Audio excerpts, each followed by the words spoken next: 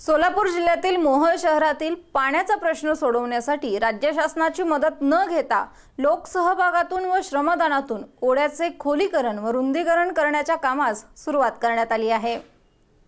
सोलापूर जिल्ह्यातील मोहोळ येथे राष्ट्रवादी काँग्रेसच्या विचारांची सत्ता पहिल्यांदाच मोहोळ नगर परिषदेवर आली आणि निवडणुकीच्या दरम्यान दिलेल्या आश्वासनांची पूर्तता करण्यासाठी शासनाच्या निधीची वाट न पाहता त्यावर अवलंबून न राहता नगराध्यक्ष रमेश बारसकर व त्यांच्या सर्व सहकार्यांनी लोकसहभाग व श्रमदानातून मोहोळ शहराचा पाणी पुरवठ्याचा प्रश्न कायमस्वरूपी सोडवायचा या उद्देशाने जॉकवेल शेजारी या ओढ्यावर श्रमदानातून व लोकसहभागातून बंधारा बांधण्याचा व पाणी प्रश्न सोडवण्याचा प्रयत्न सुरू केला आहे।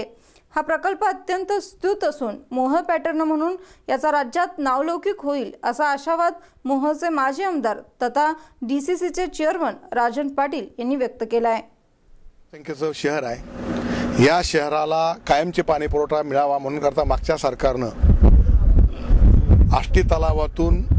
पाईपलाईननं पाण्याची योजना मंजूर केली होती, परंतु या सरकारनं ती योजना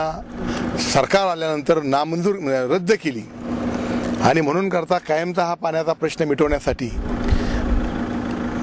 नगरपालिकेनं पुढाकार घेऊन नगराध्यक्ष रमेश बारसकर त्यांच्या सहकार्यानं या ठिकाणी श्रमदानातून जो ओढा आहे त्या ओढ्यावर